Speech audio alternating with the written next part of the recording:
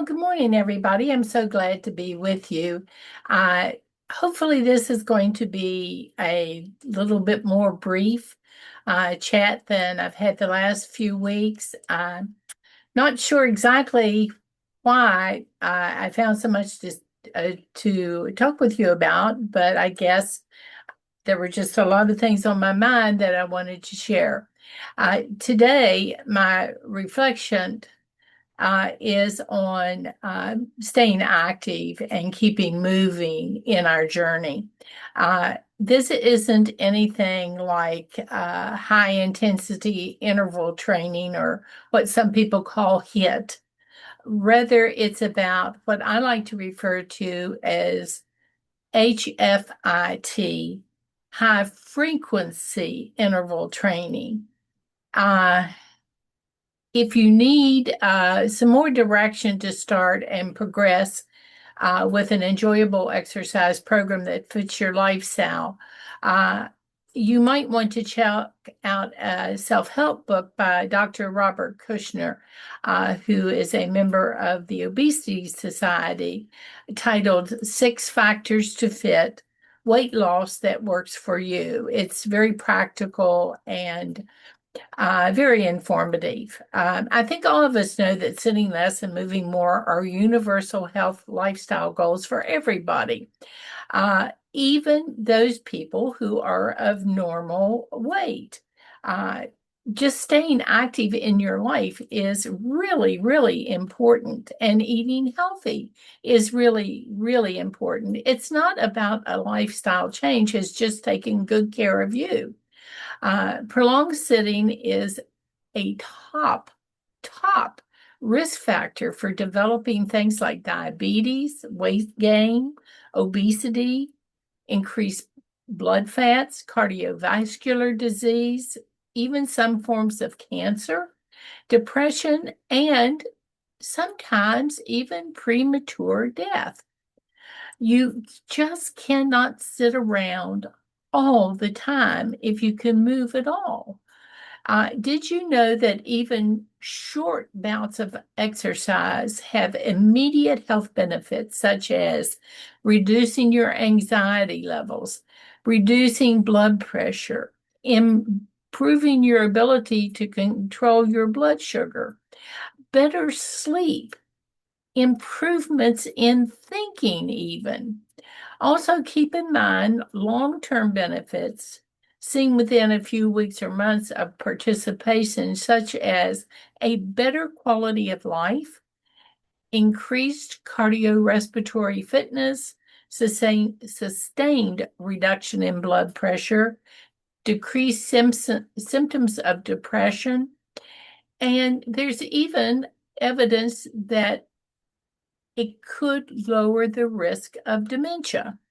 If you're someone who struggles to become more physically active, here are three tips that have helped me become more active, and maybe they would benefit you. First of some important considerations before you start on any plan like this, of course, is if you are new to exercise or have a pre-existing health condition, it's always important to consult your doctor before starting.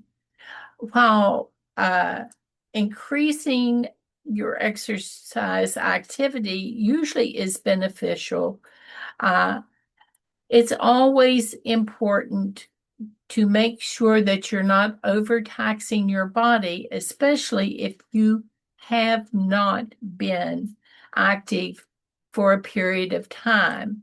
And taking short spurts of it actually is sometimes more manageable and not quite as overwhelming in appearance.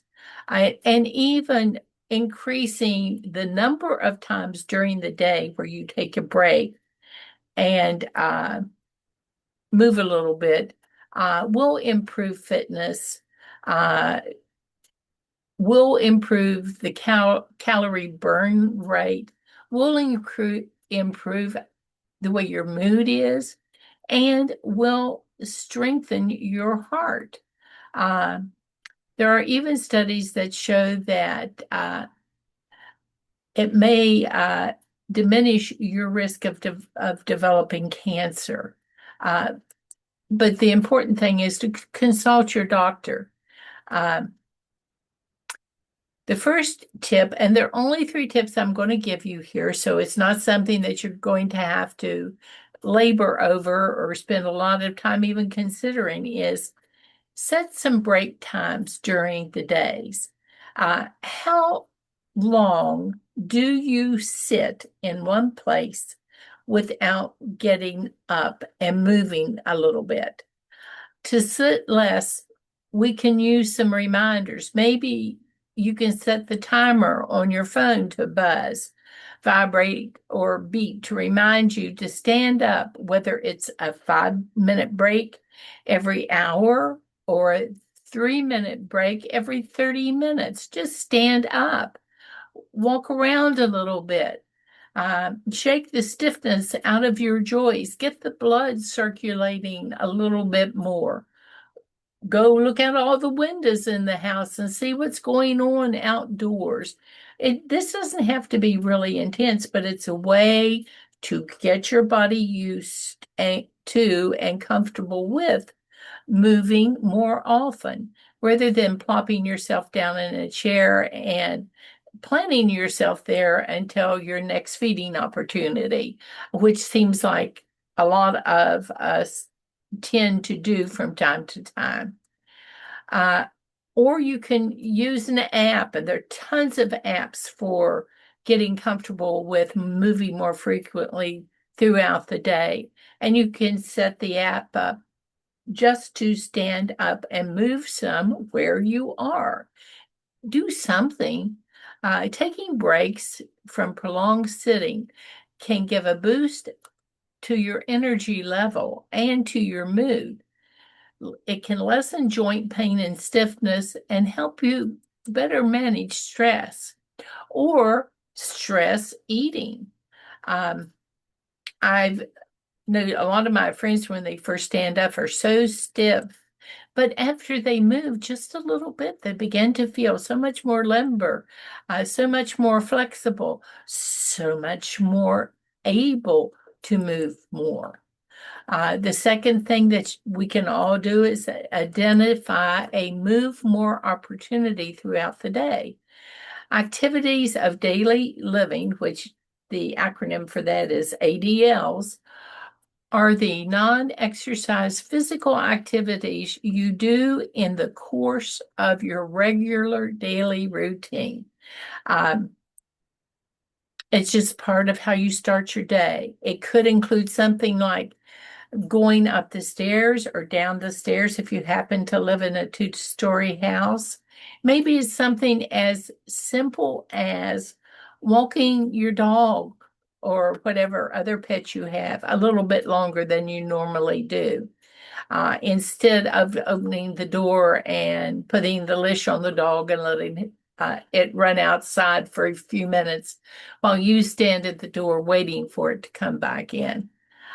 Maybe it's something as simple as taking the stairs instead of the elevator once or twice when you go to work.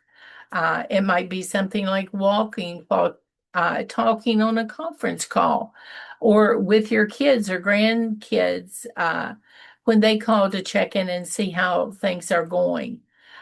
It may be parking your car a little bit further away to get in a few more daily steps when you go shopping.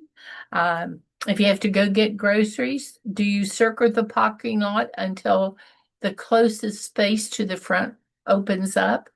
Or do you stretch your capabilities a little bit and park a little bit further back? I know my oldest son always parks at the back of the lot because he said his car gets a lot fewer dings when he does, because there are not near as many people back there opening their doors into his.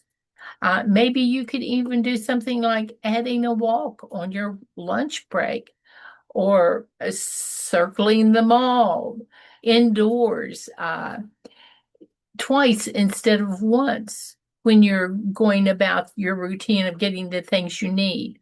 Uh, this usually amounts to a few minutes, maybe as many as 5, but can't you spare 5 minutes toward improving your health by just moving a little bit more?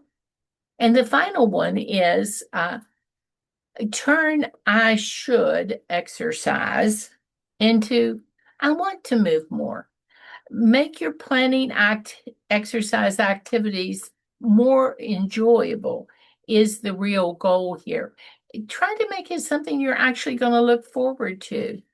Uh, some examples that you might think about is whatever your pet is an opportunity to take that pet out for an airing.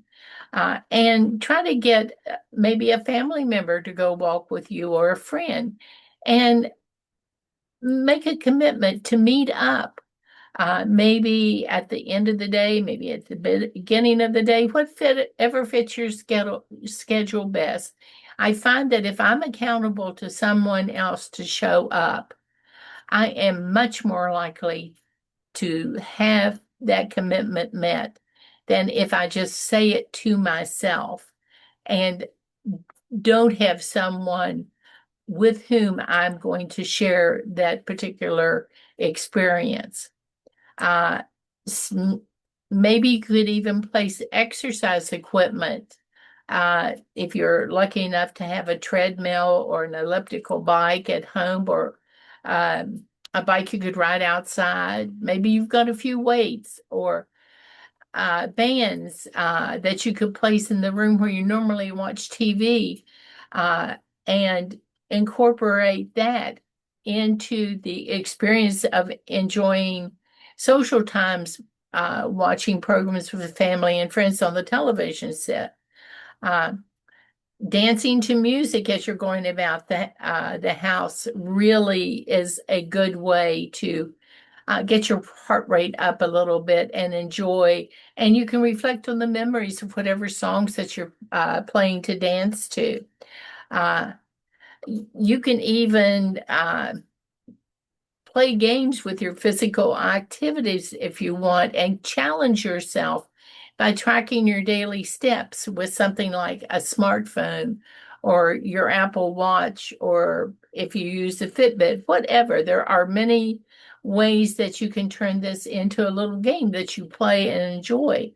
And then I also recommend, particularly if you have some physical limitations, that you check into a personal trainer who can help you design a physical activity program that not only does not injure you any further, but which you actually can enjoy.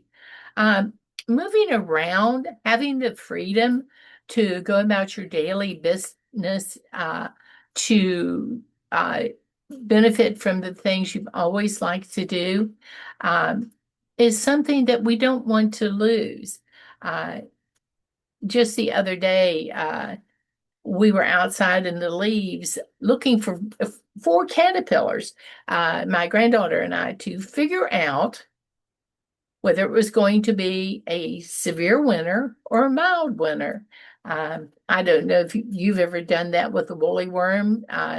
It has 13 segments on it, and you count the number of dark brown segments, and the more dark brown segments the woolly worm has, is supposed to indicate how severe the winter will be.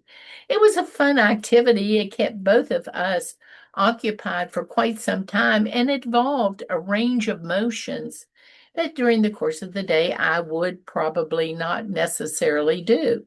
And that evening, I could tell that I had engaged different sets of muscles. But I could also tell you that I had a great time. It was fun doing that. You can always find something to enjoy that helps you stay healthy. Once you finally get in motion, you will maybe find that you begin to enjoy the experience afterward and the positive feelings that are generated by more activities similar to that. As you find you can move through life more easily, I think that all of us tend to want to move through life. I know for me, pain and discomfort can be a discouragement. So the goal here is to keep improving, to keep growing, to keep mobile, uh, and not make this, oh, I have to exercise. It should never do that. This is something you do to live your happy, healthiest life. So go out there, kick some leaves, and enjoy yourself thoroughly. I will talk to you later. Bye for now.